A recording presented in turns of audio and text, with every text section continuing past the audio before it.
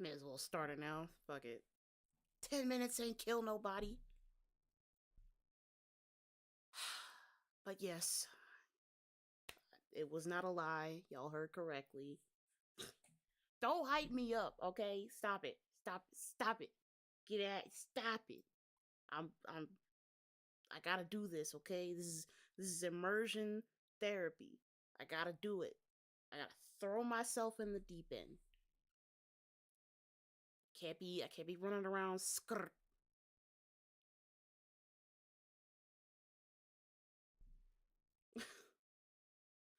Hello. Hi. Welcome to the first live. Um I'm so happy. But I'm also so fucking nervous. Hello, Action Slacks. Welcome to the stream. I'm look. I'm so excited, but like my heartbeat is. We got it. But yes, this is my first stream. I kept telling myself I was gonna do it. I was I was putting it off, Didn't want to do it, and everybody was like, "You should do it." And here I'm encouraging other people to do their lives. Meanwhile, I'm sitting here like, I could do a live, but I don't want to do it because I'm scared. I'm so look. I love music, and why am I nervous? Because I have crippling social anxiety. I was not the most popular kid in school. I know. It's so hard to believe. I know. How could anybody this bad be so unpopular? I know. I can't even hype myself up and joke about it. But yes, no, I was not the most popular kid in school. Not until like high school. So social anxiety is very much there. I can like pretend at least for a little while that I'm not about to go into cardiac arrest, but after a while it starts getting a little dire. Don't laugh at me, Nunu. Stop it. Stop laughing at me. Yeah, the ADHD is the worst. It sucks. It really does. But we're all here today, and I just wanna talk to you guys for a bit. I've got topics. I was thinking of a whole bunch of shit while I was at work doing my research. Got hit with another K dot revelation.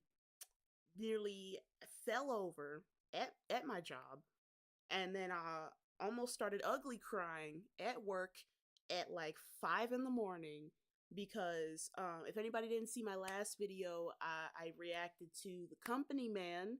He did a video on the poetic justice theory. I did my take on the poetic justice theory a long time ago when I reacted to Anthony Ibernoni's video on that same theory because he's the one who made it. So got it. Just talk like we ain't here. But I can still see y'all, but whatever. That's just me. I get super self conscious about it, but I appreciate you guys so much. Thank you guys for showing up. I love all y'all in my family, and I genuinely cannot emphasize that anymore. Like I don't throw that word around lightly. My family, my blood family, is very small, so I didn't really have a great relationship with a lot of extended family. So just I don't know. The Koalaholics are my family, and that's from the bottom of my heart. Genuinely, I love all of you guys, even the newcomers who decided to stop in, the people that the company man sent. I love every single last one of you. We're all family here, and I think I gotta keep telling myself that we're all family here, and that's what's probably gonna make this a lot easier to do. Yes, I'm getting to that. Thank you for putting me back on track, Nunu. So, this morning, the video has already been up for like 2 days, something like that. This morning I look on my YouTube and the company man actually mentioned me in a post He watched the video, reacted to it, left a comment, and he was like, "Yeah, people, all my subscribers, go show her channel some love. I really like her stuff." And I have just been, since he did that, my channel, my subscribers have, I think I've jumped up like 20 subscribers, something like that. I'm almost at 900 subscribers, y'all. Like, we're getting there. We are shooting up. Like, hey, Judy. Oh my god, yes. Oh my god, I'm so glad to see y'all. Y'all are so, I love every single one of y'all. Y'all are so supportive. Ugh, I love my family. But yes, Josh, thank you. Regal, love all of you guys. Action, Nunu, my sister, you know, because I was literally just talking to you about this because I was like, I have so much anxiety. Maybe I'll do it, maybe I won't. But there's one thing I read that kind of like swayed me and kind of decided on it for me. Company man left a comment saying that he loved the video.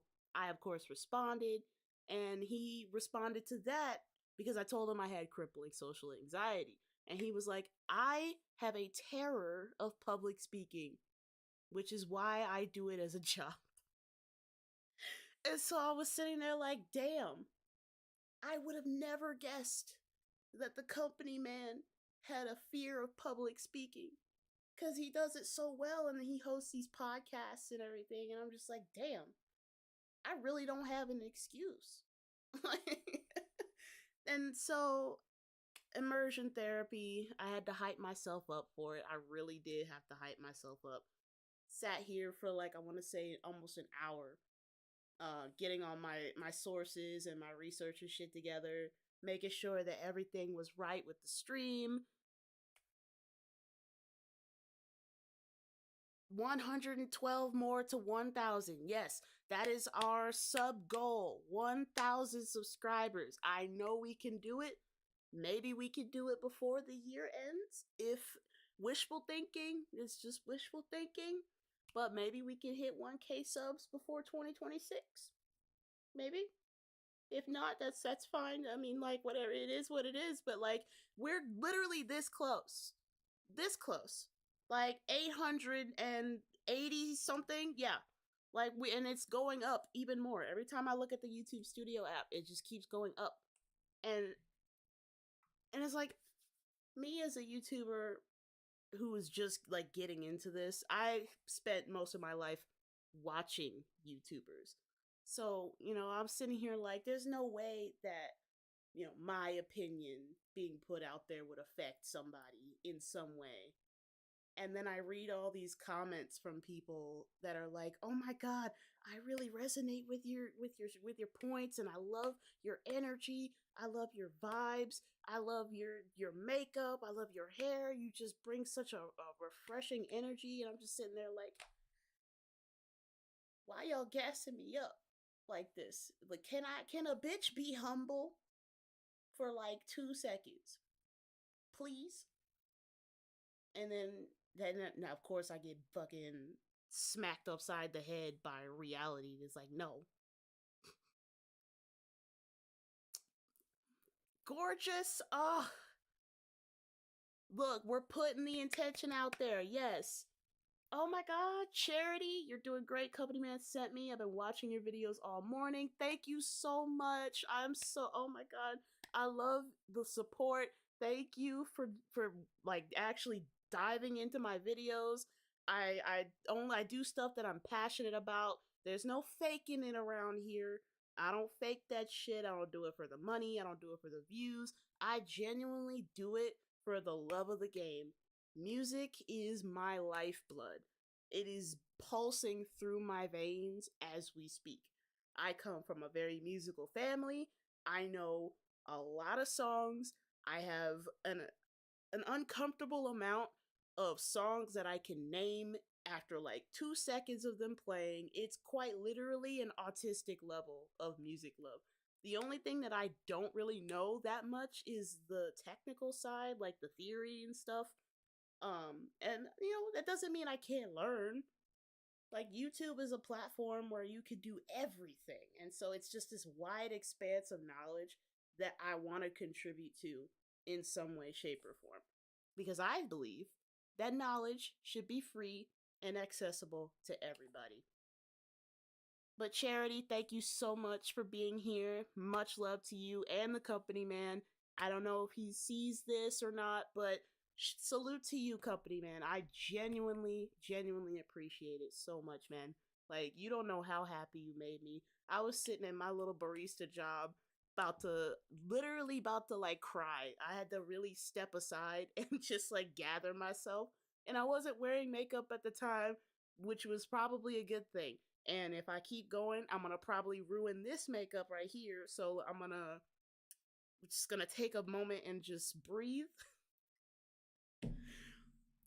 There's just so many good things have been happening between across the whole community, and it's just the only direction we can go is up, honestly.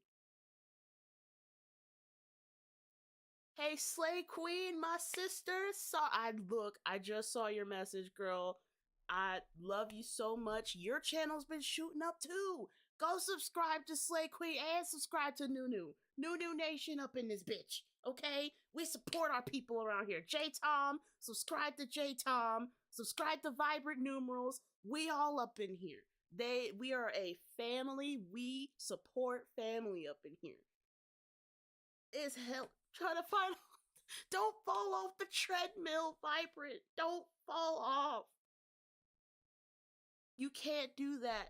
Cause see, the way I would have done on that treadmill, I'm sorry, I'd have been on the floor. Like, it would have been as simple as that.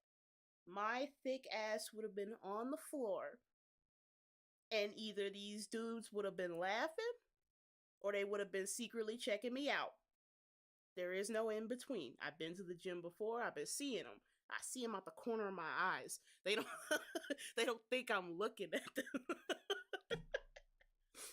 But I'm not one of those fucking Instagram fitness models that'll go and like do fucking bend over the entirety, like in front of some dude and be like, "Oh my god, guys, I'm being harassed, even though I'm shook. Can you see my ass? You're harassing me. You're making me uncomfortable." But yeah, no, like when I, it doesn't mean that I don't see them staring. Like, I don't know, I'm not a pick me girl. Yes, show love to all the creators in the building. Ain't no other way but up. And I have stolen that phrase from an artist that has been rising up through the ranks recently. His name is Chris Patrick, and I made a video about Chris Patrick on my birthday. I reacted to one of his new songs that he had just put out, and he actually saw the video, liked it, left a comment, and was like, "I want to send you an early project." So I reacted to another Chris Patrick song because YouTube decided to start playing with my motherfucking money and blocked the first video. So Chris Patrick sees the second one and he's like, "Yeah, nah, we ride at dawn to like against YouTube. It's war." So shout out to Chris Patrick. Shout out to you, homie. I am so excited for this album to come out, bro. I know you just got finished touring with Jid. And so just I'm ready, bro. I'm gonna be reacting to the whole thing. It's up. It's gonna be lit as hell. It's a wrap. Do not release that album because it's going on my video. Mine. I'm gonna be the first one. Dare motherfucker to try to race me. Be like, I'm riding for Chris Patrick. Ramen noodles till the paper clear. I'm not even high yet. That's the crazy part.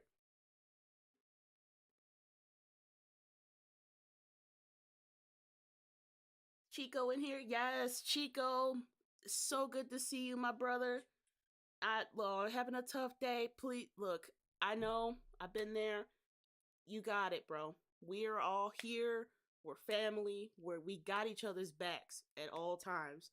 That's how we do it because it's real love in here. And you can't fake or replicate that shit. No AI, no fucking actors, no fucking number generators can ever replicate the love, like genuine unconditional love that people have for one another, especially here. Hey yo, cousin B, what's the word? Yeah. Let me drink some water and hydrate myself. Cause this light is hot. Damn, I wish I could fucking put warnings in the chat. We gonna throw up our own triangles. We're not Illuminati, but this a triangle. Beyonce, don't you fucking dare, bitch. What's the word? But yes, today, I got a couple things that I need to address. First and foremost, we talking about Diddy, y'all. And most importantly, we're talking about Marlon Wayans, 50 Cent, and also Diddy. So, if you guys watched my recent video, I was calling out Marlon Wayans for defending the fuck out of Diddy. And people can try and skew the truth all they want, but there was really no other way to interpret what he was saying except that he was really just like riding them like a rodeo show. Like, let's not sugarcoat things. He was glazing this motherfucker harder than a Krispy Kreme donut. Like, he had a saddle. You would have thought he was one of those, that Diddy was one of those horses on the playground with the spring, and Marlon was just riding that motherfucker. Just riding him. Talk about some, oh, I knew him for 30 years. You kicking a man while he's down. Fuck him. Kick him more. And I said this in my video, kick him more. He's a monster, bro. And then so Chig Smooth put out another video saying that, 50 responded to Marlon. And of course 50 was like, fuck you, I'm gonna keep trolling this nigga because he deserves it. And I'll go through the comment section expecting people to agree, to be like, yeah, fuck Diddy, he's a monster, he deserves what he got, leave his ass in jail, put him under the jail. But no, that's not what I saw.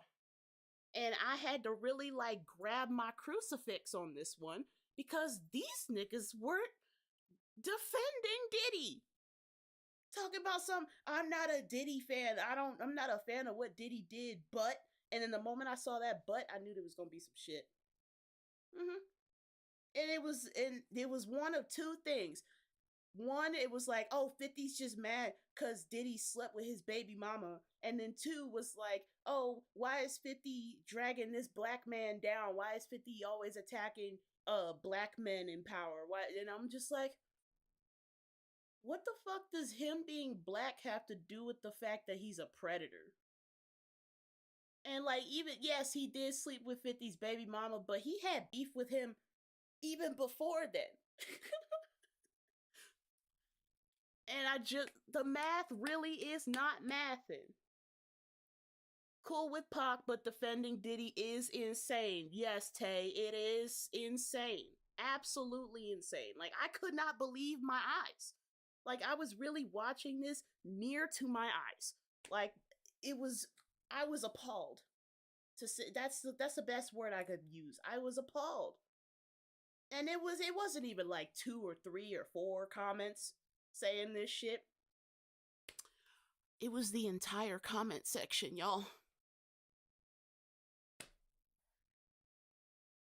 The whole comment section just defending this fucking demon. Sympathizing with this monster. Trolling 50. Trying to simplify everything that 50 was doing to Diddy down to, oh, you just mad because he slept with your baby mama. Not even, just completely ignoring the fucking high school classroom, not even high school classroom, the high school building's worth of people that Diddy has screwed over in his entire career. We're just gonna dumb that whole situation down to, he slept with your baby mama and now you're mad.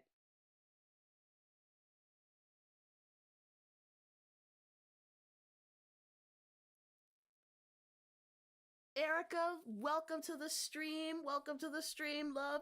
Thank you so much for coming. I'm talking shit about Diddy. Cause that comment section that I read, Chig Smooth, I love you, dog. But you gotta purge your comment section, bro. They're cooked. They're all cooked. Your whole comment section was defending Diddy. Why? It may as well have been sitting there defending Harvey Weinstein or Jeffrey Epstein or Bill Cosby. Talk about some, oh, why are you kicking a black man while he's down? So we just supposed to excuse what Bill Cosby did because he was black? So we just supposed to excuse what R. Kelly did because he was black? We just supposed to excuse what every black serial killer has done specifically because they were black? What his skin color doesn't have shit to do with it. That baby oil didn't care that he was black. It sure fucking didn't. The people that he was balls deep inside of, sometimes against their will, did not care that he was black. Meek Mill did not care that Diddy was black. The floor that Diddy used Cassie to fucking clean on that CCTV footage did not care that he was black. Okay? And neither did that bath towel he was wearing. So for y'all to sit there and be like, oh, why are you going after a black man in power? That doesn't have shit to do with it.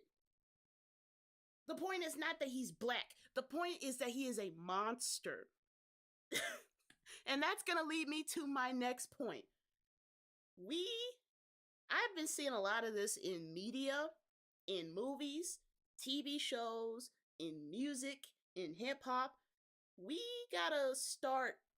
People have been systematically blurring the line between what is good and what is evil. And I'm gonna need y'all to get some fucking 2020 vision or put a magnifying glass on that shit, because we need to get that line back. Hollywood has been blurring the line too goddamn much. My points of reference for this, anybody who saw the Jeffrey Dahmer movie that they made recently, the Ed Gaines movie that they made recently, that fucking god-awful Acolyte show, that Star Wars bullshit, where they tried to make you sympathize for a fucking dark side witch that practiced black magic, and then like literal killers, like the fucking murders a person in cold blood, and we were supposed to root for her for no reason. Murders an innocent person for no reason, and we supposed to root for that. Anybody saw fucking that Iron Man show, Ironheart? Literal criminal, stealing from MIT, robbing fucking Stark Industries, made a literal deal with the devil, and that's supposed to be our hero. I'm gonna need Hollywood, music industry, and all of these Diddy Glazers to stop sympathizing with evil. There is a line between humanity and monster. Well, can we go back to when like evil people were just evil for no reason other than because they're fucking evil?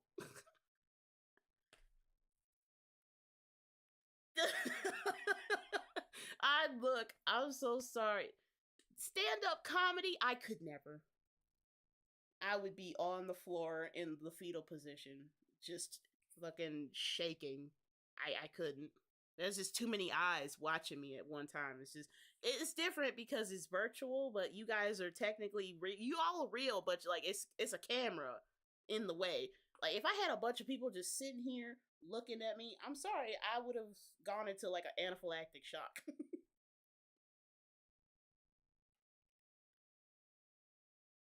Yes, the Jeffrey Dahmer one did come out this year.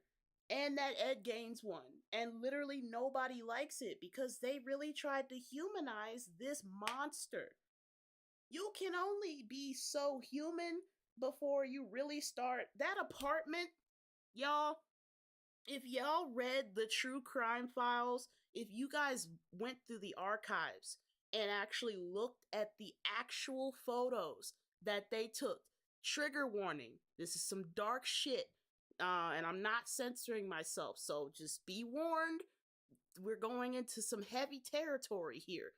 Dahmer specifically targeted gay men, and not just gay men. A lot of times it was gay black men. And when the police found severed body parts in this man's apartment, y'all really gonna sit there and try to humanize that? Severed heads, preserved with formaldehyde, just sitting on his fucking dresser. Severed penises, just on the fucking bed. And y'all gonna try to humanize that. He's a sympathetic. We supposed to feel sorry for that nigga. Drilled into people's heads and poured boiling hot water in an attempt to turn them into zombies. Mindless zombies that he could control. And we supposed to sympathize with that.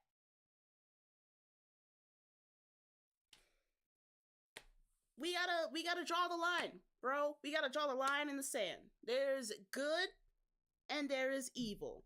Diddy is a horrific monster, bro, and he doesn't show any remorse for his actions. That's the crux here. That's what's really troubling. He doesn't see anything wrong with his actions. Otherwise, he wouldn't have sent 50 cent. He wouldn't have sent 50 those flowers if he truly felt any sort of shame, any remorse for his actions. He genuinely believes that he is the good guy in this. He genuinely believes he is the victim.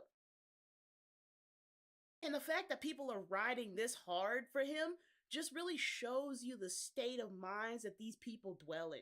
For anybody that's riding this hard for Diddy, don't ever breed in your life. Don't ever breed. Just keep your nasty, worthless genes out of the gene pool. Because y'all are going to raise serial killers. Actual serial killers. Just stay the fuck far away from everybody else. Go to Epstein's Island or some shit. Maybe you'll have a good time over there, since y'all want to ride for Diddy so much. Go to Epstein's Island, book a fucking vacation, and don't come back. Nobody will miss you. And Marlon, I saw, and here's the funny thing too, is that people were in the comment section like, oh, Marlon's riding hard for Diddy, but I'm gonna still go and see Scary Movie 6. Because the interview that he was on was a promo run, was a press run for Scary Movie 6. That's supposed to be coming out this year or next year, whichever. I don't fucking care when it comes out. I stopped watching after 3. And this is the time that he wants to start glazing Diddy, is on his press run for his new movie. And these dumb fucks are so gullible that they're gonna still go and support this nigga.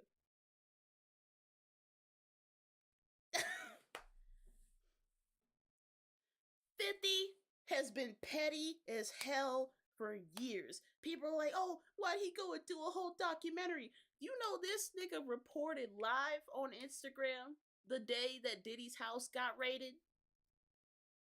He really live streamed from his balcony, laughing the whole time, laughing and smoking, as federal agents swarmed Diddy's mansion in the background.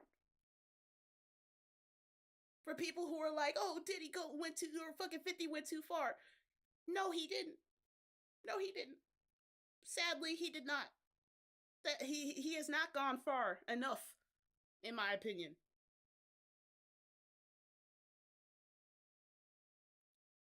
For some people, the trolling can get old. Yes. Yes, he did. He live streamed Diddy's house getting raided by the feds. And reported live like he was a newscaster. He couldn't stop laughing, though.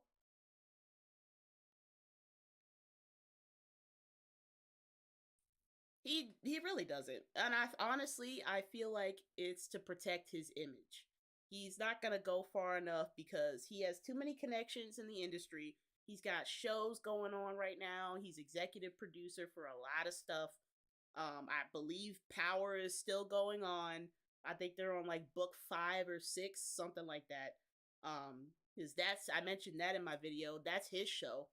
That show's been running since I was a kid. Actually, now that I'm thinking about it, I think it was Power and The Wire. If anybody remembers that, The Wire hit a little closer to home because Baltimore is our next door neighbor. Unfortunately, um, we love our neighbors. We just love them from a distance because our neighbors can act up a little bit sometimes, and we don't. I still ride for the Ravens though. Just Baltimore sometimes can get a little much. Baltimore is that one uncle that had too many drinks at the family cookout and is now acting out of pocket because somebody called him Unc. That is Baltimore in a nutshell.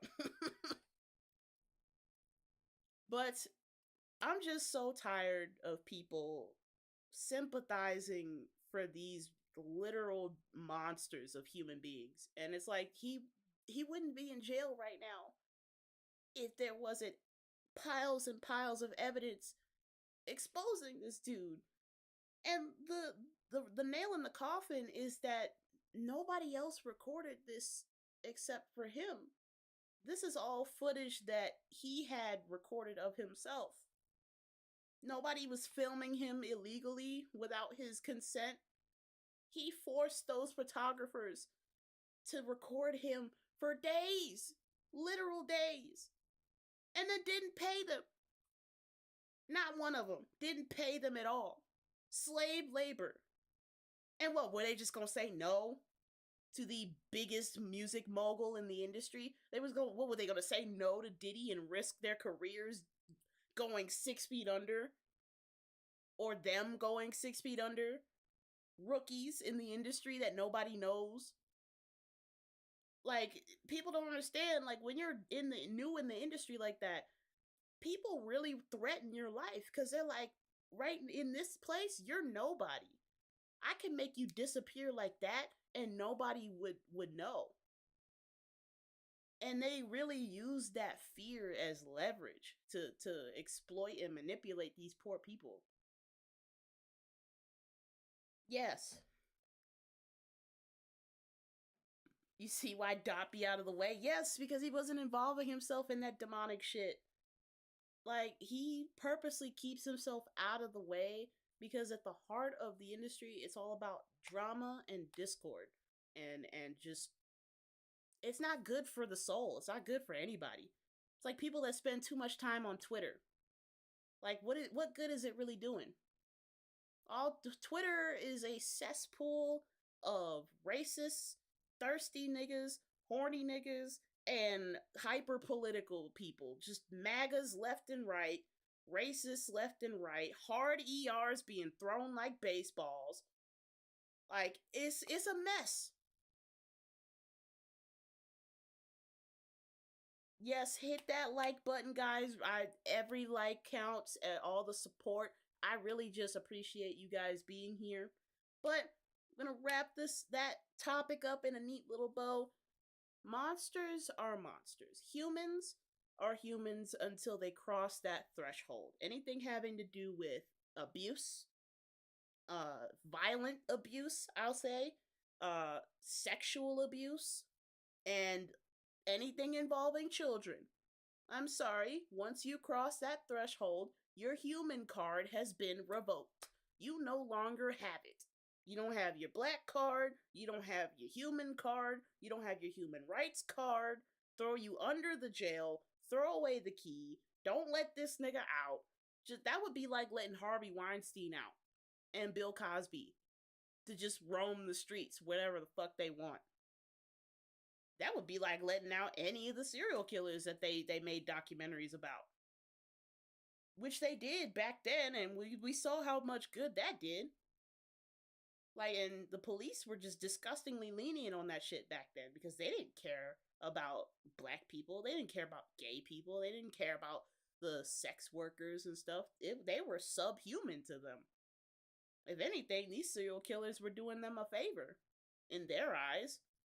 before, people with a fucking conscience finally stepped in and was like, hey, maybe, just maybe, we should get these guys off the streets before they actually, like, kill everybody. Kindly thank you. Sincerely, the rest of us with a functioning brainstem.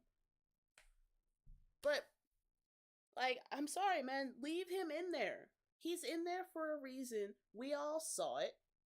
And the fact that there's people out here that could watch that documentary and watch the shit that he's done and still be like, well, you gotta think about his family, you gotta think about his wife. Yeah, I sympathize for his family. I sympathize for his wife and his kids and his mom and his parents. Do I sympathize for Diddy? No. Just as I sympathize for the mothers who found out that their sons were serial killers. I sympathize for them. Like, imagine carrying this fucking bowling ball in your snatch for 9 months, pushing it out in what can only be described as the worst physical pain to ever experience in life, raising it, changing its shitty diapers, keeping it from accidentally killing itself, sending it to school, only for it to grow up and start killing niggas! For no reason other than they want to. Because it excites them, because they're a sick fuck. Do you know how disappointed I would be as a parent to find out that my spawn just, like, murked through an entire classroom full of people like it was a Fortnite lobby? Do you know, like, I would be devastated. But at the same time, I would also recognize this is not my child anymore. This is a demon. And, like, they gotta face the consequences of their actions. Just as Diddy has to face the consequences of his actions. Because he has been allowed to do this shit for far too long. And I said this in my other video, man. My brother almost went he almost went under Diddy's wing. Diddy almost had my younger brother, as a tutor, like a fucking protege. Like, my brother could have been in the same position that Justin Bieber was in. And when I think about that, it's like that rage is what that drives me to stand on this, knowing that my brother could have been a victim of this. But it was by the grace of God that it didn't happen.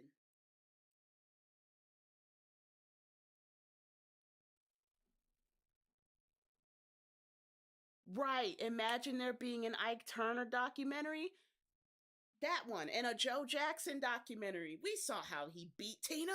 We saw how Ike beat the fuck out of Tina. Imagine if somebody made a documentary about him and was like, oh, you gotta sympathize for him, guys. You gotta think about his family. He's a black man. You can't tear another black man down.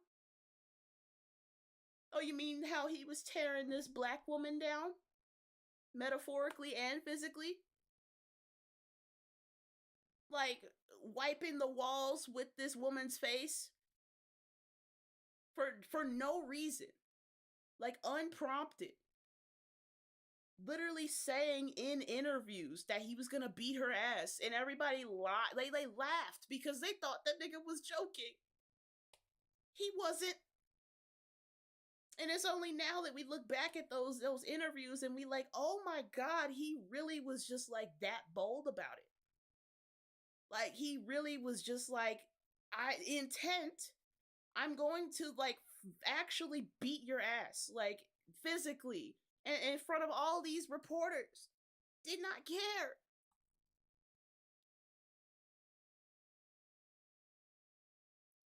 All these free Diddy shit is ridiculous.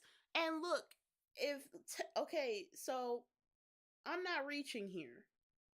Tell me if this is a stretch, but didn't the Boondocks do a whole episode about this when R. Kelly was first, was on trial? Didn't they have a whole free R. Kelly episode where it was people sympathizing for this motherfucker after he was, peeing on minors and shit? Like, Correct me if I'm wrong, but that episode is still very much there. Thank you, Nunu. I'm not crazy. Okay, cool. I love the Boondocks. Boondocks is fucking prophecy nowadays. I swear to God, like every single episode is like it's coming to life. Like you had the R. Kelly episode, you had the Martin Luther King episode with people fucking, with black people having to come to terms with their own ratchetness and try to improve. You had the fried chicken flu that ended up being COVID. Like prophecy.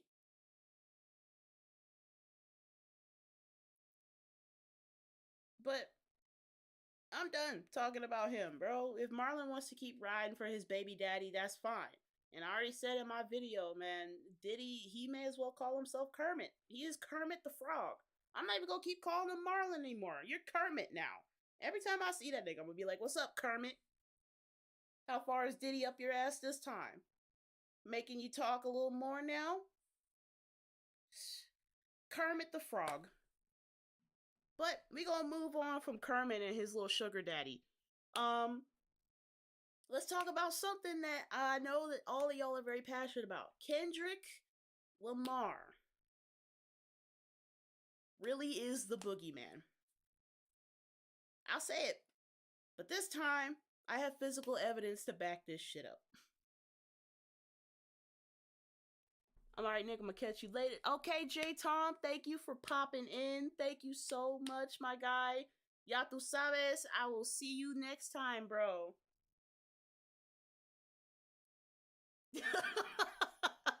That the pimp named Slickback.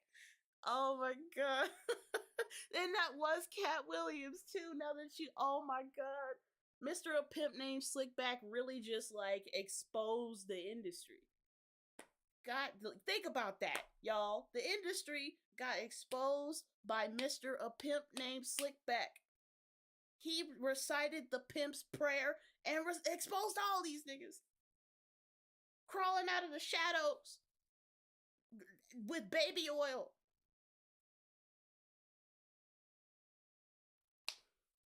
Give love to J Tom's channel, y'all. Go subscribe to him. He posts reaction videos. He posts. I saw you been posting anime videos too. I've been watching those too. Don't think I'm not a nerd.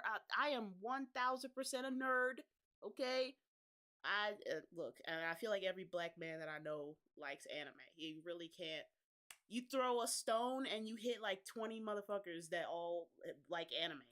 It's really, I don't know. I feel like anime and the black community are like fused together now. That's like part of our culture.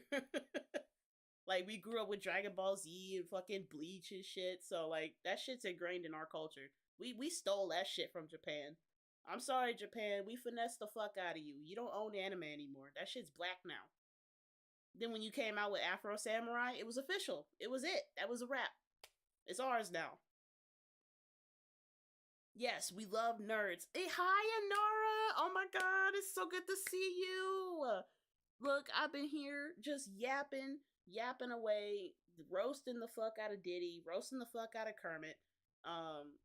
It's as petty as 50 is and as tiring as his shit is. I still love him to death, bro. He's just funny. He's funny as hell. And it's like, yes, the jokes get old, just like, him and Eminem trolling Ja Rule got old after a while. And that's the thing, is that, they at least recognized that people were getting sick of it, and they stopped, at least on the surface. I know fucking 50 still wakes up and says a prayer every morning that Ja Rule trips over an invisible hole in the sidewalk and busts his face. But, like, he's not gonna say it on interviews because he knows that we're sick of that shit. But, back to Kendrick. I have been doing my diss track victory lap. And so far I've done Like That, and I've done Euphoria. And I have analyzed the absolute hell out of Euphoria. So it only makes sense that I analyze the hell out of Meet the Grams. I will be reacting to 616 in LA. That is coming soon. Because that song is prophetic as well. And that song is like a warm up for Meet the Grams. And it's like, even though it was a warm up, we still weren't prepared for Meet the Grams because it was just that shocking. But I did post a post earlier saying that I had another K Dot revelation. So we're going to use some backstory here. Everybody knows that Kendrick Lamar, the producer that did Meet the Grams, I think it was The Alchemist, he used 2 samples for Kendrick Lamar's Meet the Grams. One of them is called, the main one is called I Wanna Make It by Timothy Carpenter. Jesus fucking Christ, I can't talk. Timothy Carpenter. My tongue is rebelling against me, y'all. This is a mutiny, and I am not okay with this. Can we settle down for a second, mouth? Like, why are we acting like this? Can we form complete sentences today? And that's probably because I'm low-key tired too. I haven't slept since yesterday. I'm on that overnight shift grind, so I worked at 10 to 6 a.m. I sleep whenever I'm like, I don't know, whenever my body decides to crash. And even my dad called me out for it the other day. He was like, "You and your brother really don't like sleeping, do you?" Yes, and it's just I'm so busy now with my YouTube stuff and with my job that because whenever I'm not working at my 9 to 5, I'm recording, editing, posting videos, keeping track of current events, writing down my ideas, all of that. Oh my God, Deidre, yes, hello. Oh, I'm so glad to see you. You have been just like super fan, just on every single video of mine. You don't know how much I appreciate you for being there and supporting me. Everybody, all of you guys, I'm giving y'all another shout out. I'm sorry, I gotta do it. Koala family, love every single last one of y'all. You guys have been crucial to me getting myself out of my own head and actually putting this stuff out there for you guys. And truly, I can't thank you guys enough. Like, it is really just so, it's so moving knowing that I have a whole community of people behind me supporting me. And it's all love. But back to the song. Timothy Carpenter and Try Unity. And I found a restored version of it. And the second sample is called Can You Say Yeah by, let me look, by Andrew Warts and the Gospel Storytellers. Now, these are 2 very extremely obscure samples that The Alchemist pulled. And once you learn why, everything starts to make a little bit more sense. We're gonna go into Timothy Carpenter and Try Unity for now.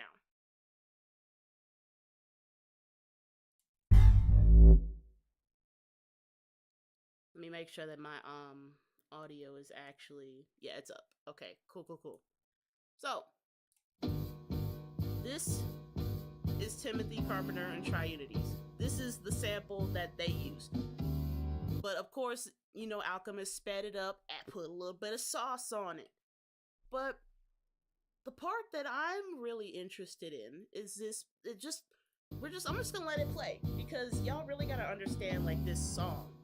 It is just.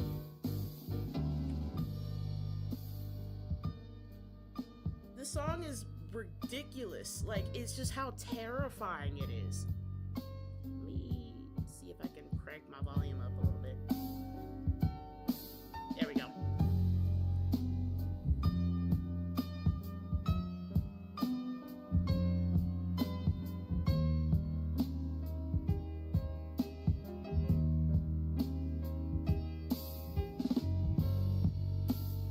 Alright. So, if I play any more, YouTube is probably gonna cut my stream because they're like, copyrighted material. Where? This bitch right here. Yes, the original is terrifying, and I'm about to tell you guys why. So, this key that it's in, haunting.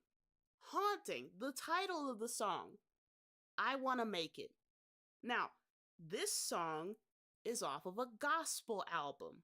Now, if we want to go ahead and put context clues, put two and two together, if it's talking about a gospel album and we're talking about, Jesus, I want to make it. To where? Where do we want to make it? We obviously, if we're talking about gospel, the it being referenced is heaven. I want to make it to heaven.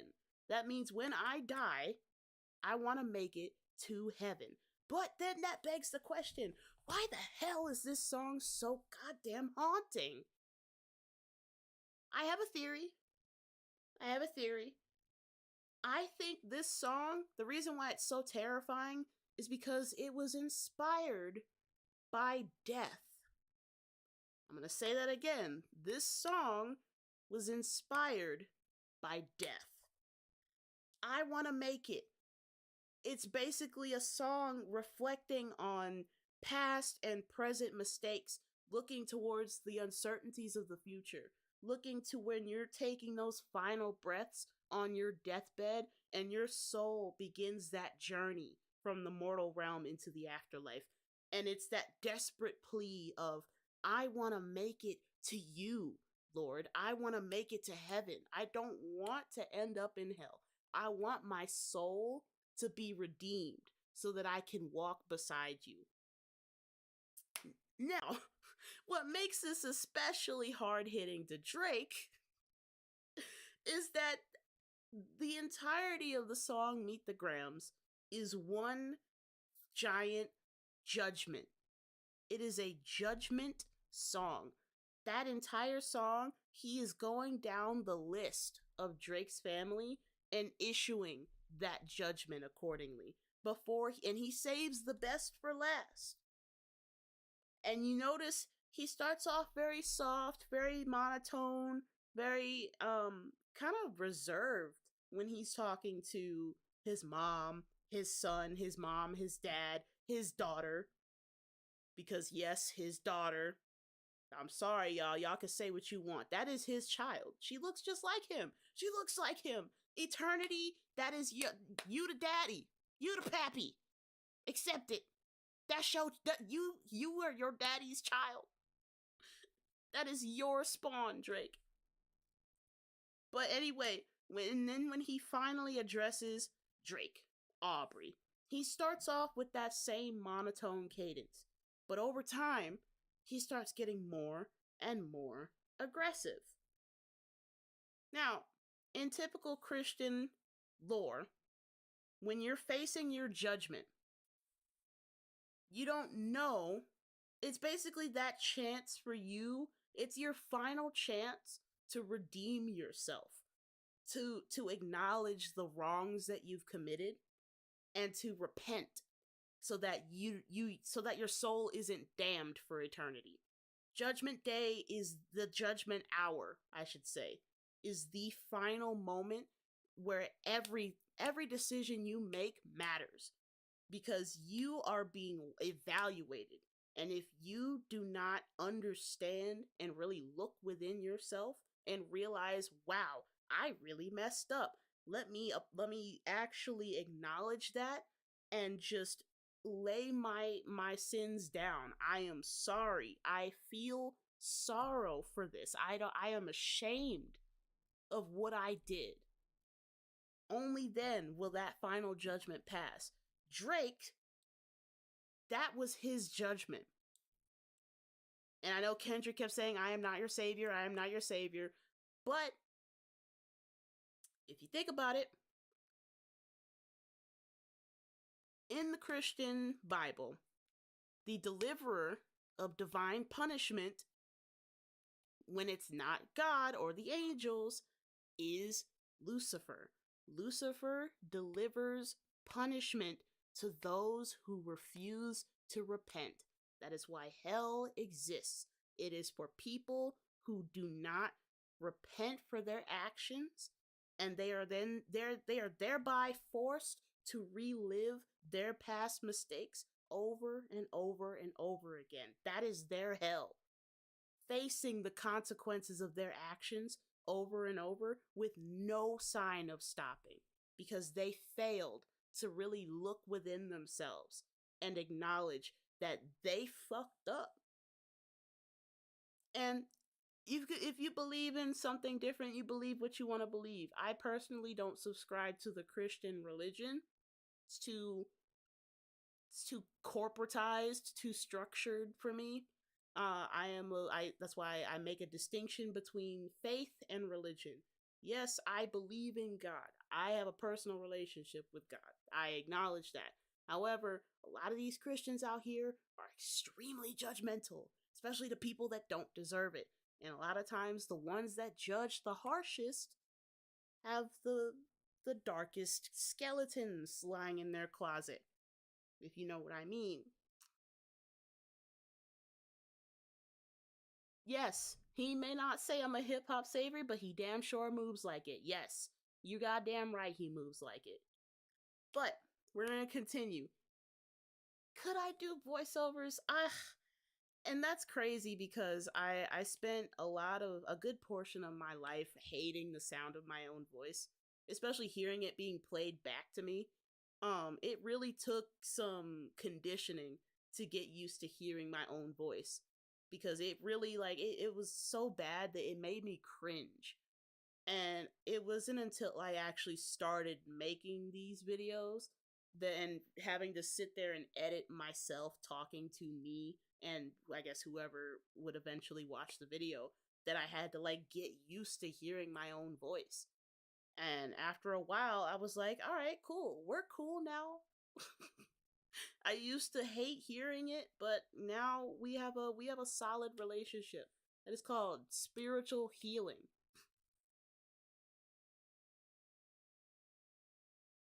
Look,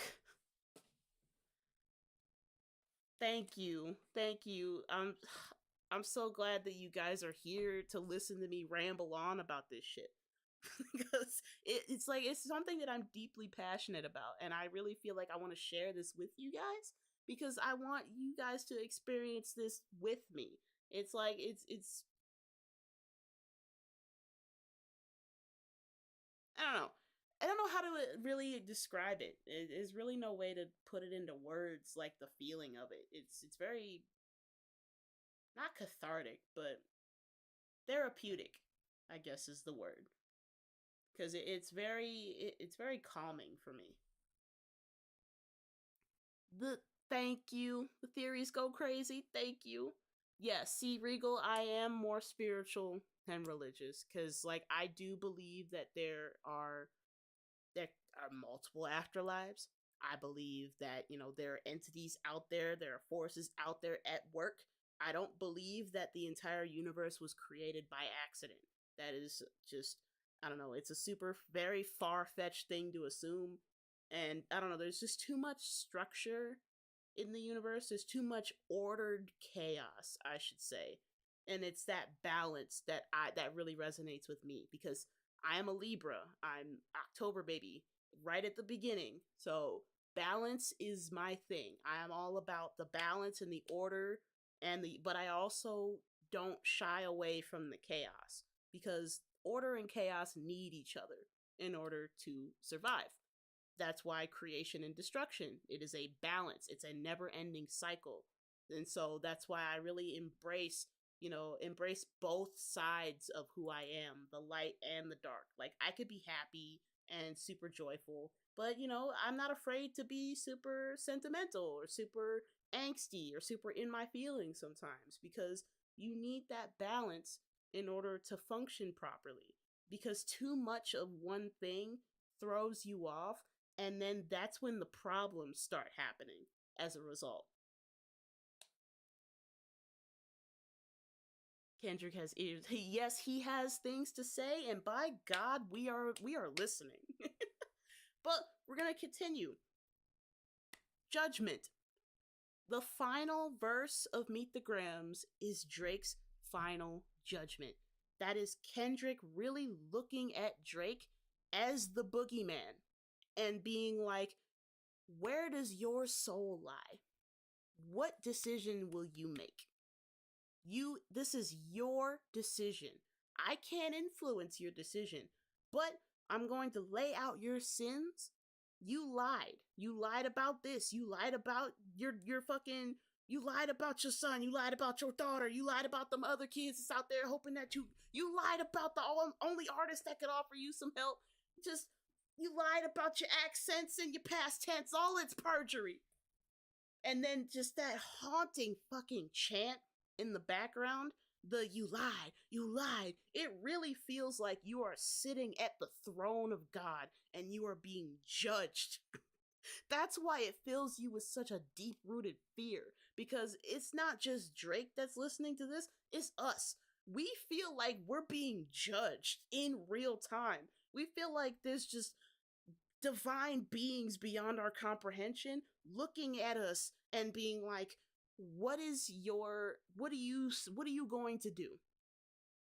Your life has led up to this moment. What decision will you make? How will you choose to pass on? And it's the fear of the unknown that drives this force. The fear of really truly not knowing what will happen when you die. Like when you pass on, when you're gonna do it, when it's gonna happen, where, we don't know. You lied, yes. And the fact that he makes a point to say all of this. And I'd made this point in my past video. Kendrick starts the verse with, I know you're thinking I wanted to crash your party, but truthfully, I don't have a hating bone in my body. And I had to sit there and think about it. I'm like, why would he say that? And then go on to just like dissect this man's character piece by piece. And then end on such a haunting fucking, just a absolutely disappointed ass note. Just that last line. And I'm just like, why did he do that? Because he was no longer talking to him as Kendrick Lamar. He was talking to him as the entirety of the culture. Not just the West Coast, not just Compton, not just Tupac. He was, in that moment, he was everybody. He was the culture. Everybody in hip-hop culture looking at Drake and judging him for his actions. We were all collectively judge, jury, and executioner. We sat there and watched him deal that final blow. We sat there and watched him present his own faults, his flaws, and his sins to him. And then when he ends the fuck a rap battle, this is a long life battle with yourself, that sealed the deal. Because he, in that moment, knew that there was no turning back for him.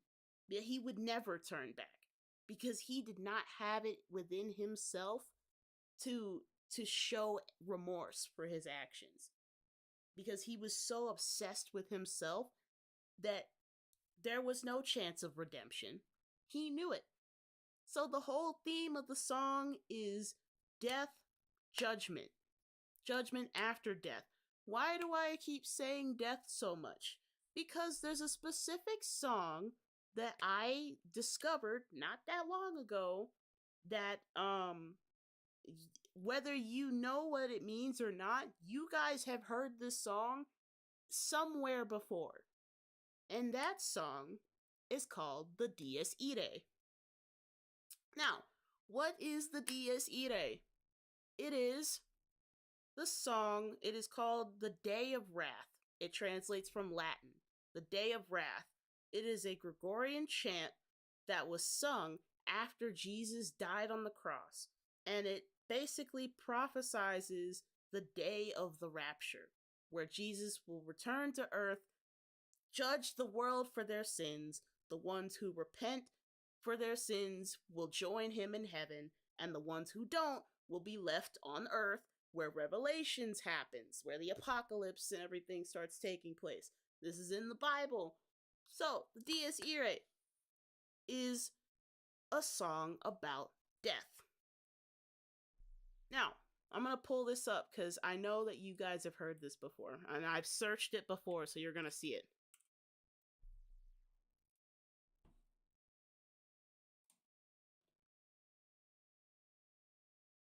This song has been in everything having to deal with death. Now, Star Wars. This is the moment Luke finds out that his aunt and uncle were killed by stormtroopers. Listen closely.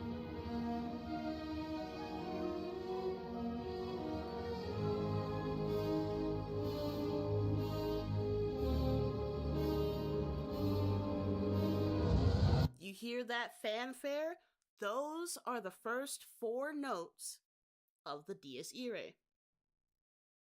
So I'm gonna pull up my YouTube music and I'm gonna let you listen to this chant because I have it. Yes, I found it. Don't judge me.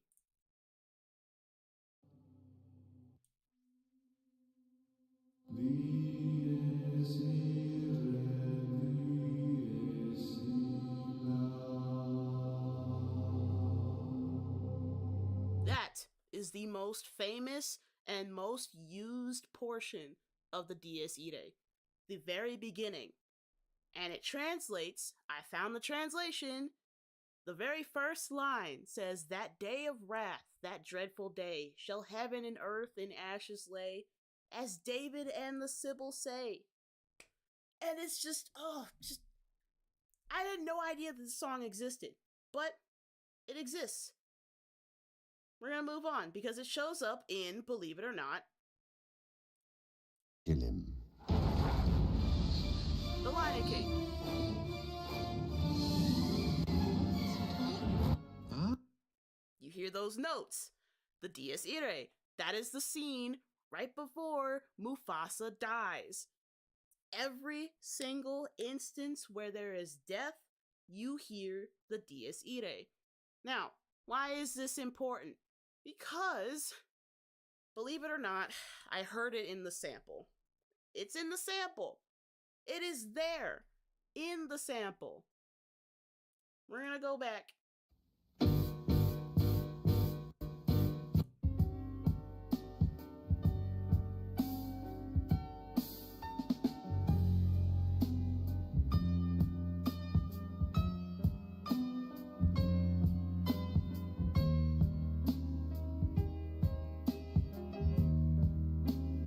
Did y'all hear that? Those 4 notes of the Dies Irae, plain as day, in the sample, used in the song that was arguably the death of Drake's credibility. And I don't know if I would go as far as to say that Kendrick has heard that song before, that he knows that song, but he literally knew what a painting, a fucking Victorian Renaissance painting of Lucifer was. That's currently in a museum in France. So if he knows the famous portrait of Lucifer leaning, reclining, lamping on an island watching Castaway. I did a video about this already. It wouldn't be out of the realm of possibility that he knows what the Dies Irae is. Kendrick is a nerd. I'll say it. He's a nerd. He's a dork. He's a dweeb. He reads books. He reads the Bible. He reads the dictionary. I 1000% believe he knew that song. And I think that's one of the reasons why he chose it. One, because of the title and what it represents. Because he's telling Drake, if you want to make it to heaven, homie, you gotta straighten up and act right. And you gotta stop being fake. You gotta stop leeching off of this culture that you claim to be a part of. You gotta stop taking advantage of your brothers and sisters for your own benefit.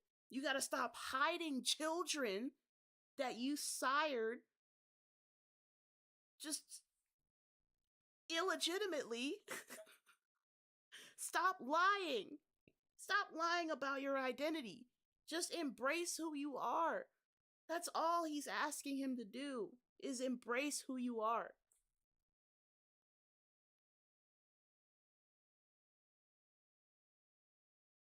Oh my god. Yes, I did. They also dropped a music video for Chains and Whips. I think Spotify Wrapped released it. I saw that on my feed. Um it was a live performance too. Live performance specifically for Spotify. And I think they may have sponsored it or something. I'm not sure. I need to be a professor. Like, I feel like I might do that. I was thinking about doing a new series anyways where I pick songs that we all know, that we all love, that we've all heard at least once at a family cookout or two, and I analyze and I show you just how fucked up those songs really are. And it's everything that I love wrapped up in one neat little bow. Music, fucking like analyzing lyrics, and dark, twisted, fucked up shit that nobody really knew. And I'm gonna start with the Pina Colada song because everybody knows it. Everybody's heard it.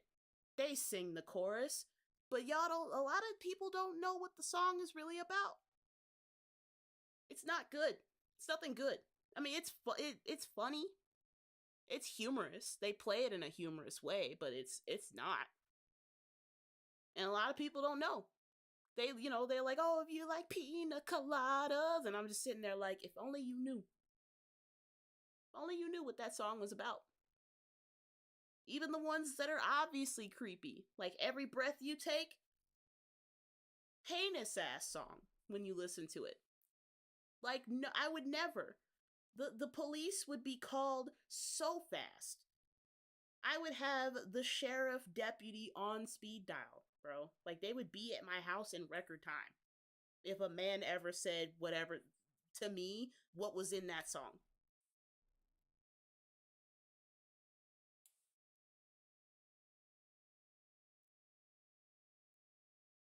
Clips just dropped the video, Five Nights at Clips. Where is this? Hold on, we about to look this up. Where it at?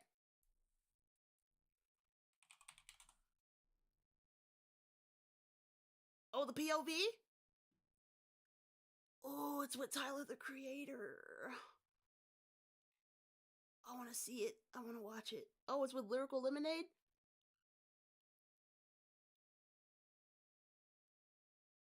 Diddy did a tribute to Biggie with it. We ain't worried about him. He can stay his ass in prison. Alright, we gonna watch it. We gonna watch it. I know YouTube's gonna be mad. We gonna watch it. Fuck you. Oh my god, it really is Five Nights at Clips. Kilos in my mind, back, take Amtrak down south, then she flies back. My connect has oh, I hate that. Tied back. I just hit 6 mil behind Tyvek. They content. Kill it with fire. Kill it with fire, please. Lord Jesus, fix it. Kill it. All of it. If y'all, I don't know. I can't stand them. It's something about the movements and the lifeless eyes. Something about it just it rubs me the wrong way. But we gonna go back. Ponytails tied back. I just hit 6 mil behind Tyvek. They content create. I despise that. I create content, then they tries that. Run these jewels, there's rules I don't buy back. I've topped all these lists. Where's my prize? All I see is 60-day stars and 20-year thousand. Wait a minute, is that the fucking is that the bear? Did they get the bear from what's the place that existed before Chuck E. Cheese? Showbiz Pizza? Is that the mascot from Showbiz Pizza? Did you really just take the mascot? Why you take the mascot, bro? And I don't know if anybody remembers Showbiz Pizza, but it was a thing before Chuck E. Cheese, and I think they did like a merger, and it was just, I'm dead ass. I'm pretty sure that's the same bear, because that one on the left looks like a girl version of Chuck E. Cheese. Not enough shopping, whole lot of browsing ads. My reinvention, I know you thinking how's it fair? You stream kings, but you never fit a crowd. Why this shit so dark and creepy? Parallels when that's what I'm trying to figure out. I've seen things that I'm still not even proud to share. Hello, Tyler. You Zeus Network niggas, you hear me loud and clear. Get these 5,500 to host the niggas out of here. Sand colored Rolls Royce, we like Saudis here. The only Audi here is driven by my owl pair. Ghost face with the wrist, bird falconer. It's like they're sitting there just playing like, it's like they're having like a Godfather Mafia type meeting in this creepy ass Five Nights at Freddy's ass place. Already inaccurate, because no black person with some common sense would be within 100 miles of those demonic things.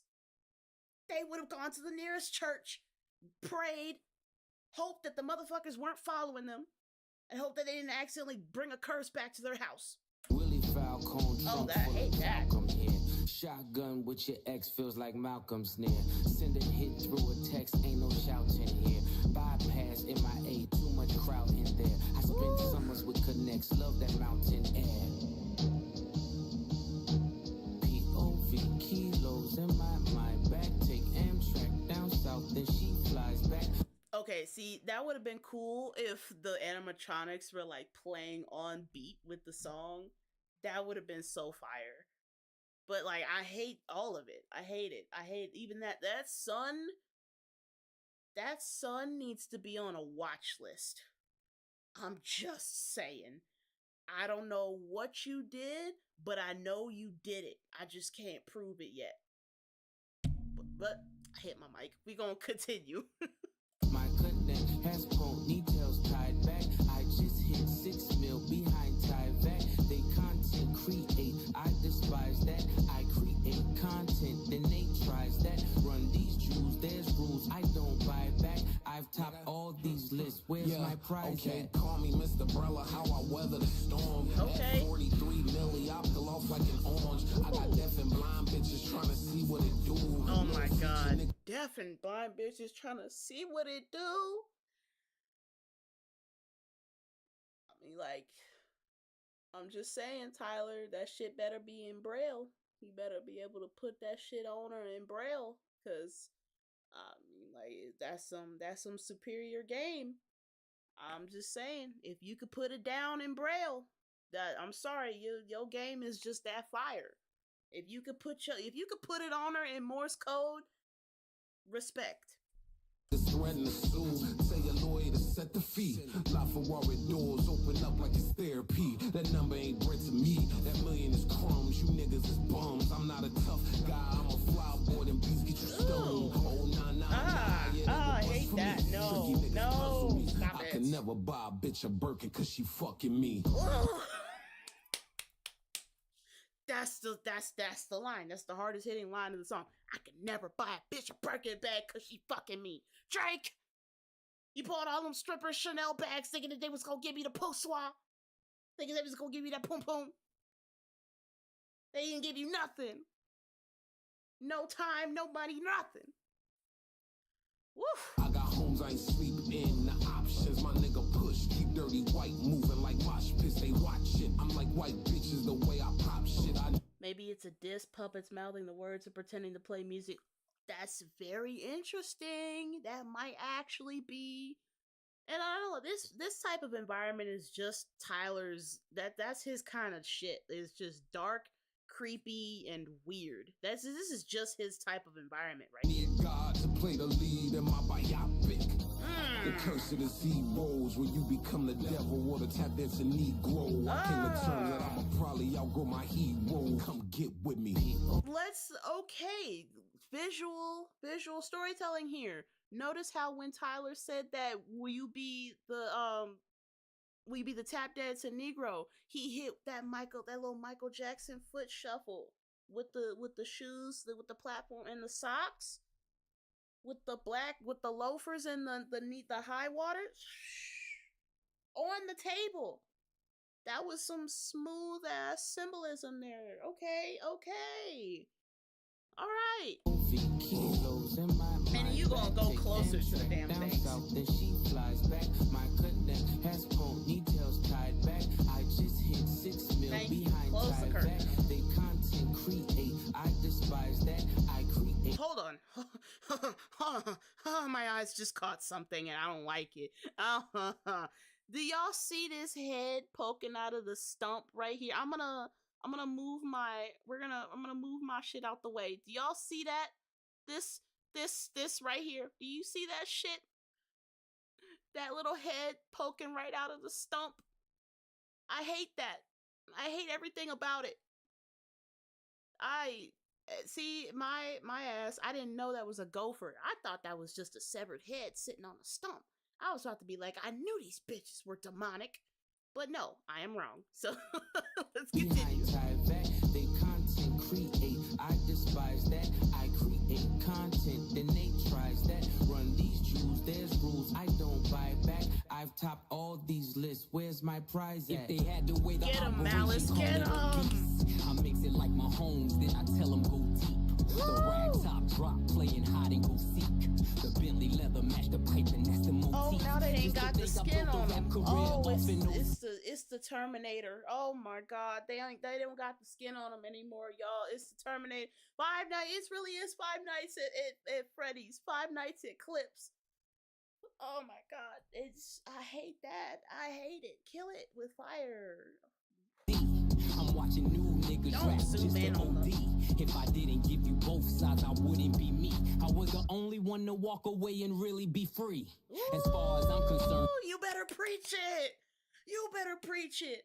I was the only one to walk away and truly be free. You better talk it. Walk it like you talking. I can open up my closet with the skeleton key. If I lied to myself, I could sell it to me. I done sung along with rappers I never believed. Came back for the money, that's the devil in me. Had to hide it from the church, that's the Jekyll in me. I had to hide it from the church, that's the Jekyll in me. Because Jekyll and Hyde. Oh my God. Right after the demon bar where talk your shit. I never thought twice what the pressure would be, cause niggas change look just like oppression to me. Kilos in my back, take Amtrak down south, then she. Yeah, nah, nope, no. I gotta. We're not worthy. Malice had the hardest verse. We're not. As usual, as per usual. Malice came in and fucking killed it. It's a wrap. Yeah. Malice. Why the camera shaking like that? Hello? I swear to God, if they get off that stage and start running towards the camera, you better stop it. Don't run towards them like that, yo. We are just going against all of our black survival instincts, because we would never in life go within 500 yards of this. Whatever Terminator thing, Five Nights at Freddy's bullshit is happening here, we would never. We would be actually in the opposite direction. We would be out the door and halfway down the street. Probably filming it on IG Live. I create content, then they tries that. Run these jewels, there's why would you get up close to it I've like topped that? all these lists, where's my prize at? I've been working for, the past 14 years without my brother. Being in this business, coming into it as a collective, then being in it for so long by myself, and really understanding brotherhood, camaraderie. Oh, animatronics production by Jack Turner of Jack's Animatronic Warehouse. So that probably was the bear from Showbiz Pizza. We gonna listen. Yes. Loyalty, and knowing what that was, and then not having it for so long, and just being out there like warrior time. It's yeah. With this diagram of the credits, the way it's positioned is like just cognitive dissonance all over the place. Just what is happening here? Is this diagram or something? Is this a secret code? Like, what is happening? Just it's all over the place. It's going up and into the side, and then the motherfucker's going diagonal, and shit's doing loop-de-loops and shit. Like, what the hell? You appreciate it so much, but what I appreciate about this situation more than anything is like actually being able to turn my back, knowing that somebody got my back. And it's funny that he said that, because y'all remember the FICO video where he had his back turned, and then you saw in the background he came into view and was standing there posted up behind his brother? That might be a blueprint, honestly. I don't know what's going on, but that line, what he said, man, knowing that I can have my back turned and know that somebody's got my back. That's the best feeling in the world, to know that you can turn your back and not have to worry about there being a knife jammed into the back of it, because you know you're protected. That is a special kind of love. That is loyalty. That is a bond that can never be broken. Oh, that long static is just, whew. That's giving me, like, I don't know, that reminds me of like a 80s, like a 8-bit Atari game. Like that white noise that you hear whenever you're playing an Atari game, just the buzz and the hum of the machine. That's what that reminds me of. Damn. I'm gonna go ahead and hit the like on that one. That was good. That was really good. Shout out to Clips. Shout out to Tyler, the creator. Lyrical Lemonade. Y'all really did your thing. I was in like some sort of... I was afraid. I was in some level of fear for the entirety of that video, just because I don't like animatronics. I don't like them. I don't like them. Like, y'all can say what you want. I don't like them. They all look possessed. And then when Malice started rapping and the skin came off and it was just the endoskeletons, no like that.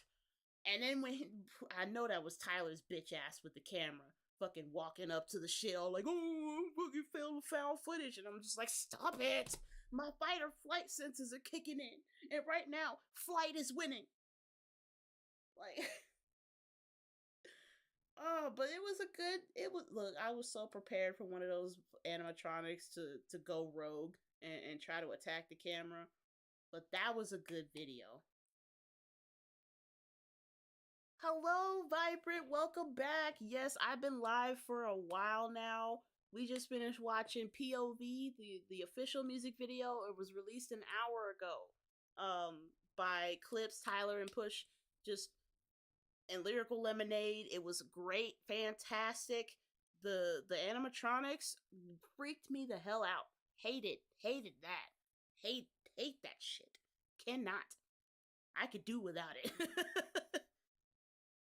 But I'm curious as to why they chose to go in that direction, honestly, with the animatronics and shit, and having it being like this dark, very dimly lit, creepy, kind of like dance hall type thing. It was kind of like it was literally like Freddy Fazbear's. It was like Five Nights at Clips. Five Nights at POV. Maybe it was because of the new FNAF movie that came out. I'm not too sure.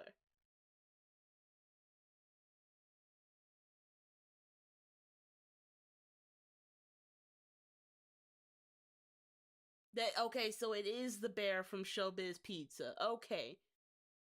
So it is. That bear, yep. Mm-hmm. None of the dead eyes were not doing it for me. Traumatized is the correct word. But I'm gonna address one more thing before I hop off of this live. Last order of business. The second sample that Kendrick uses in Meet the Grams is called Can You Say Yeah by Andrew Warts and the Gospel Storytellers. Now, seeing this in particular, I looked up here and it says Champ Records, America's oldest black gospel label. And that really stuck out to me because I'm like, really? The oldest black gospel label. And so I went to the website and they started in, where is this? This is the thing, in the 60s. From the 60s to the 80s. Record label from Tennessee, and it's all gospel. Black gospel. Shit that you would never find in mainstream. This is stuff that you really have to dig into the archives for. And so that right there, I feel like was another layer. Another fucking layer to this cake of misery and despair.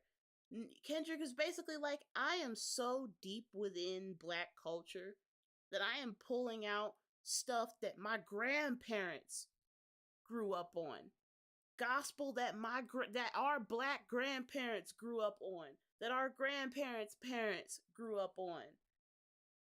Just celebrations of black culture, at the same time murdering this dude. Just destroying him. And that was also off of a gospel album. He really was delivering divine punishment in Meet the Grams. That was the point. It was divine judgment. Because how is it that both samples that he used come not only from gospel records, but from gospel records of notable black men, black people, black gospel artists? And Timothy Carpenter. I did some research on that motherfucker, and I think you guys will find this kind of interesting. For those of y'all who know gospel artists, or who's, grew up listening to gospel with your parents, y'all gonna know these names. Studied classical piano. He worked with many of the legendary gospel artists, including Pastor Marvin Winans, Vicki Winans, Donnie McClurkin, Walter Hawkins, Tremaine Hawkins, Donald Lawrence, Fred Hammond, commissioned, and the Clark sisters. He has worked with every single one of these gospel artists. Is that a super chat? Oh my God, what's good? Hello, welcome. Look, we have been on a journey, okay? We have been on a goddamn journey. Thank you so much for the 10. Oh my God, y'all can't be doing this right now. Y'all can't be throwing money at me right now. What the hell?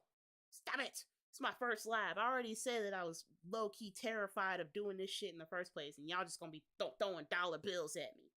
Dollar bills, y'all. But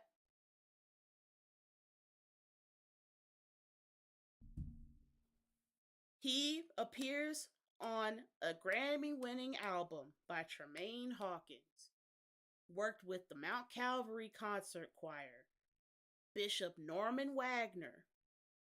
He also worked on Fred Hammond's Lift Up Your Heads, and has credits on another Grammy-winning album produced by Quincy Jones.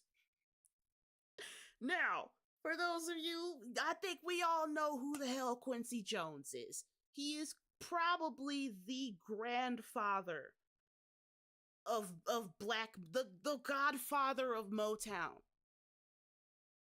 The founder of Motown. And the grandfather of all of our childhoods. The Supremes, Stevie Wonder, Michael Jackson, the Drifters, just didn't matter. The Temptations, Motown had it all. Quincy Jones worked with Mr. Timothy Carpenter. It's another dig at Drake. These people that he is choosing to include in his music they have all had an active hand in the culture one way or another. They, in some way, no matter how obscure they may be, have had their hands deep within black culture, in the roots of black culture, so deep that you have to dig through archives. Vinyls of these albums are being sold at auctions and preserved because they want to preserve the history of this music. And that's Kendrick saying again, I am the culture. The culture is here within me. We are one and the same. I speak for the culture. It is through me that the culture speaks, thrives, breathes, lives on. He said, I'm not gonna let you come in here and destroy that. Aubrey, Lawbury, Haubrey. I'm not gonna let you come in here and desecrate a culture built on the backs of our ancestors' suffering. A culture that we worked for decades to cultivate. A culture that we have had to protect so hard from outsiders trying to come in and grift off of what we built. He said, I'm not going to let you do that. I'm not going to let you colonize off of our and capitalize off of our pain. Lawbury, the line stops here. This is your divine judgment. You don't see black people as your kin. You see them as a commodity. You see them as a fucking... You see them as a means to an end. A liability. Something to gain. Something to use. A tool. A novelty. You like the novelty of black culture. But you don't truly appreciate and understand the impact of black culture.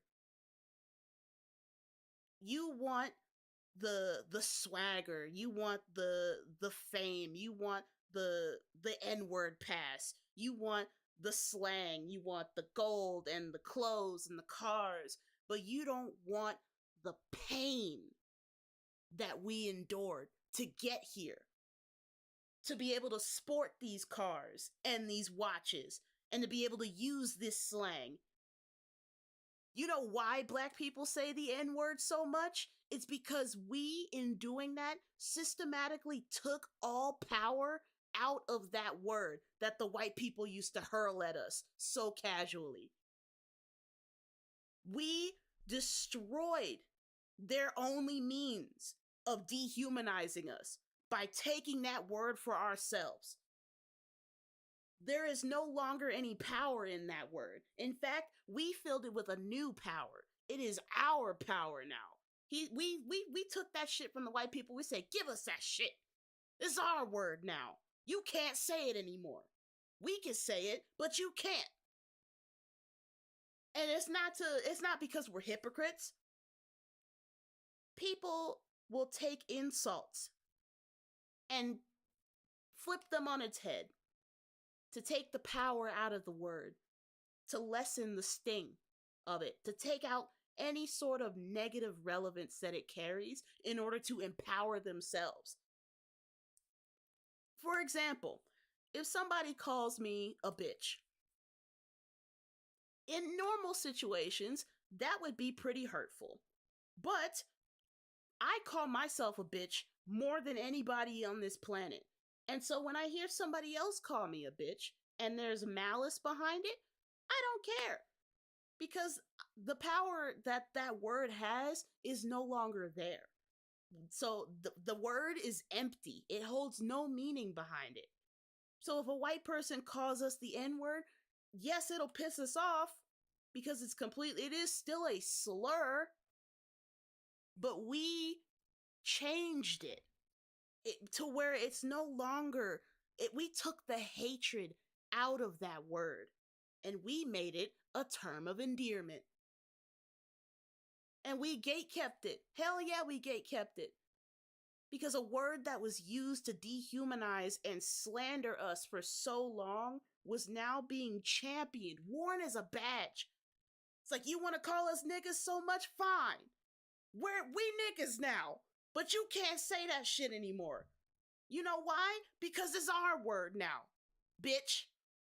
We done taken it back. We took our power back by taking that word and just embedding it deep within the culture. That's why we say nigga all the time, and white people can't say it, because we took the power back. It's our word. It's the culture's word now. White people can't say that shit anymore. Not without express permission. It's like getting a free pass to the cookout. Is there a Moni? Oh my god, hello Moni! Hi! Oh my god, hello! Oh, they knew you sent me more money. Stop sending me money! God damn it. I'm gonna read this out loud. Hold on. I am so proud of you. Congratulations on your first live. Keep going. No other way but up. Somebody cutting onions. Much love from the new nation. Love many, trust few. Yes, ma'am, indeed.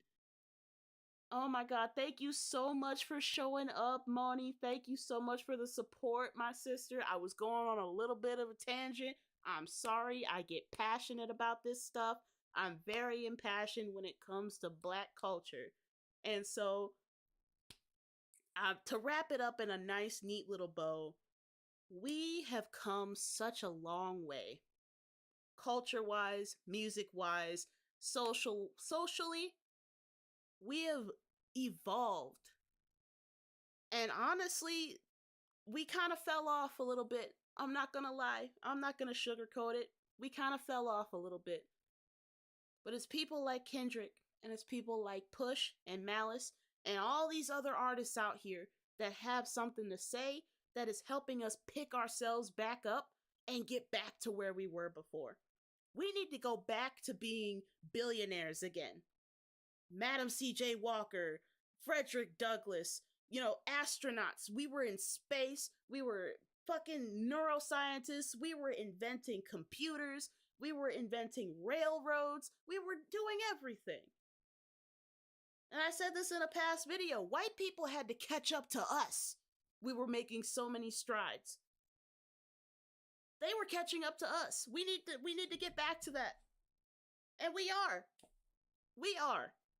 One step at a time. We are systematically cleaning out the rot that has dwelled within our culture for so long. To now, we are starting to heal. The infection is being taken out little by little.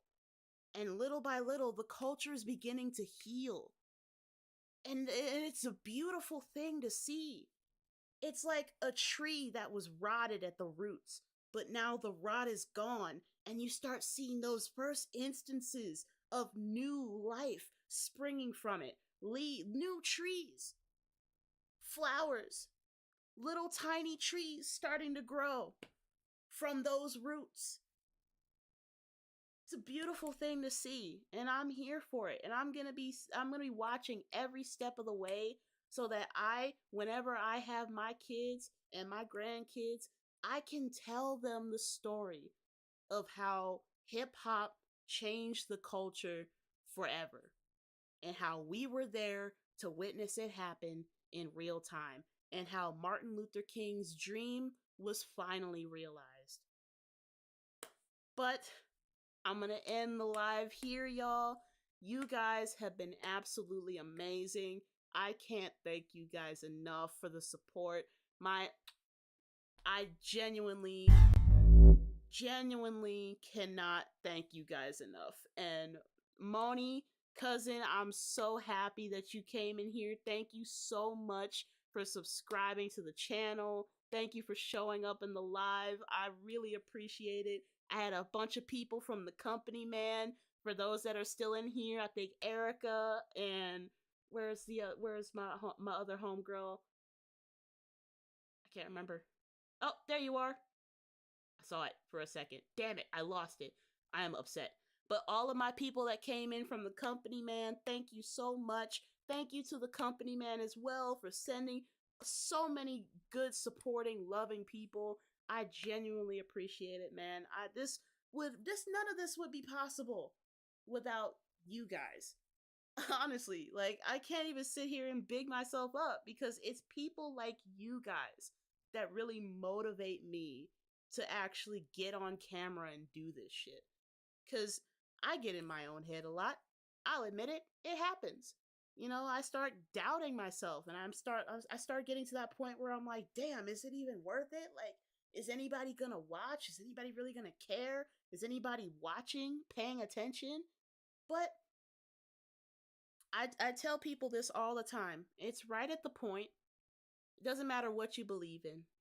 It's right at the point where you're about to give up that God really shows you who your allies are and shows you where your blessings are. It's when that's when you know your blessings are right around the corner. When life really starts beating you down, when it feels like everything is going wrong, nothing seems to be going right. This is happening, defaulting on the mortgage, your job, you're about to get laid off. It's at those points where you gotta hold on harder than ever, because the enemy will always attack you when your breakthrough is just around the corner. And I've noticed that I clock it with myself, because I know when my breakthrough is just around the corner, that's when my mind starts attacking me the hardest. That's when all those demons and all those voices start echoing, saying, oh, you're not shit. Nobody's watching. Nobody cares about your shit. You're just another voice on the internet. You're just another fish in a big ass ocean. Who's going to be paying attention to your shit? And it's times like that where I have to really anchor myself, and I have to really remind myself that I have a family of genuine ride or die people that genuinely love me, and I love you guys. And it's that notion and that thought alone that keeps me going, honestly. And it's the love that really it's love that's kept me alive for this long. And I'm a walking miracle, man. It's nothing that anybody, and nothing negative anybody can say to me ever that will even come close to what I had to go through when I was an infant and when I was coming up, when I was younger. I honestly could not. There's a possibility in the universe where I'm not even here, where I'm brain dead, just a vegetable, 2 months old, a vegetable. That was foreseeable in my future. That was what my mother was told.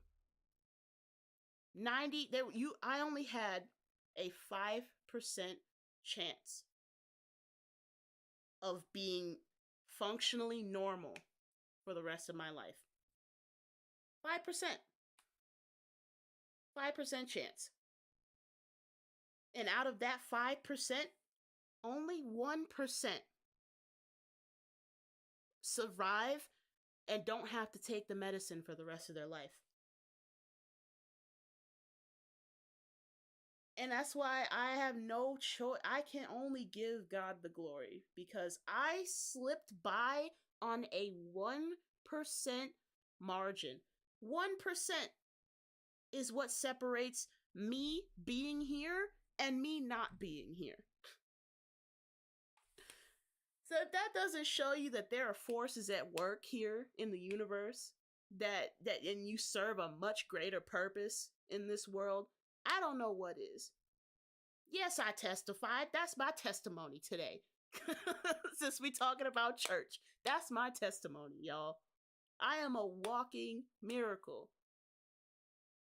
My brain seizures at 2 months. Literally could have fried my brain. Could have had to inject myself for the rest of my life. But by some slim margin, my little tiny ass pulled through.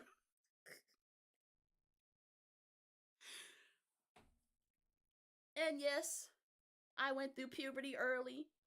Yeah, I'm bigger. I'm a thick bitch. I acknowledge that.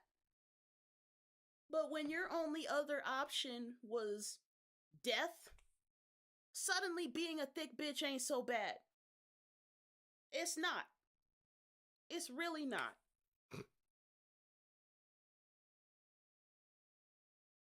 Oh, you deserve it. Yes, love you more.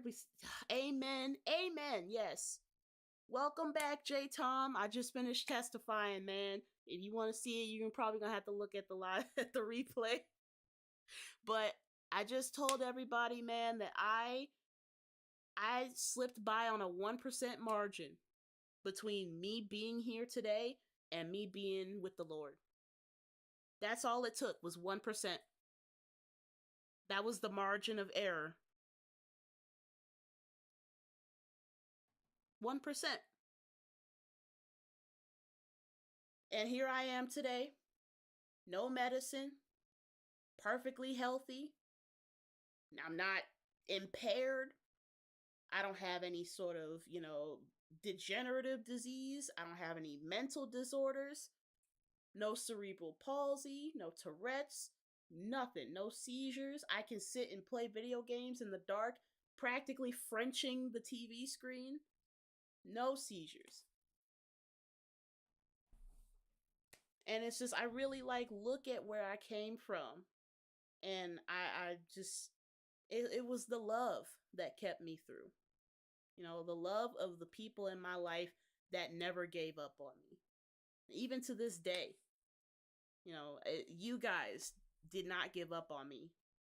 And it's honestly, I can't thank you guys enough. And if I keep talking, I feel it. If I keep talking, I'm going to start crying.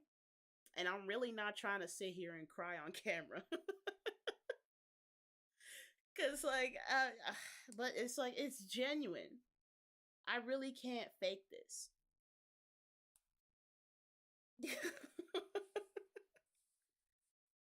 Thick bitches unite. Yes, Inara, you goddamn right. But just I really just can't thank you guys enough for being here. I honestly I'm meeting you guys was the best thing that could have ever happened to me and for this channel. Me deciding, hey, let me put this video on the internet and see what it does. Like that one little Kendrick video that I had been stewing on for months and months, and I took a long time to put it together because I kept, being like, oh, maybe I'll work on it today, maybe I won't. What's the point? Who's even gonna watch it? And I decided to take a chance. And 800 and something subscribers later, here we are. And I couldn't have done it without you guys. So I'm gonna be doing these lives a little more often. Probably gonna be doing that thing that I was talking about where we dive into the lyrics of popular songs and analyze just how messed up they are. I'm ruining everybody's childhoods. I'm sorry, it's gonna happen. A lot of your R&B songs are problematic, and we got to address it. But as always, I have been Nixus. You guys have been absolutely wonderful. I really can't thank you guys enough. If I keep thanking y'all, we gonna be here all night, folks. But